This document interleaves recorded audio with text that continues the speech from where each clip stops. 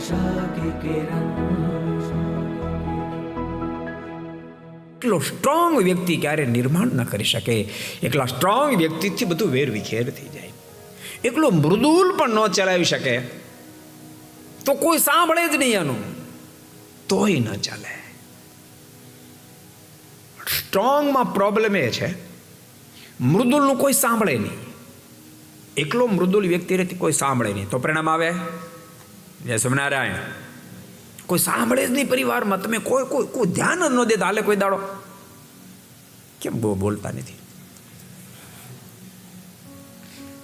ચાલે? ન ચાલે.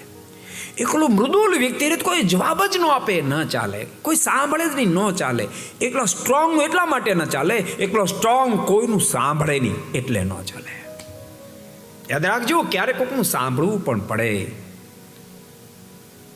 કોઈનું સાંભળવા માટે સ્ટ્રોંગ ને મૃદુલ થવું પડે. અને પોતાનું કોઈ સાંભળે એટલા માટે મૃદુલ ને ક્યારેક સ્ટ્રોંગ પણ થવું પડે.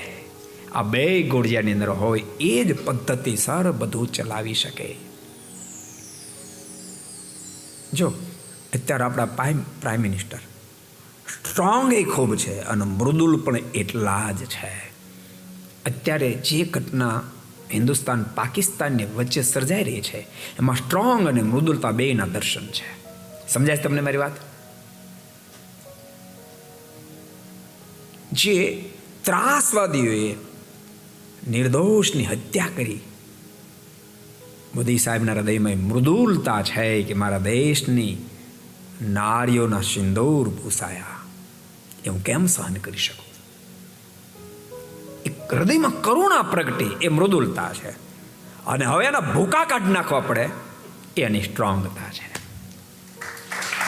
अगर ये वीडियो आपको पसंद आया हो तो लाइक करें और शेयर करना मत भूलिए. सब्सक्राइब करें सरदार कथा चैनल को और बेल आइकॉन पर क्लिक करना मत भूलिए लेटेस्ट वीडियो सबसे पहले पाने के लिए.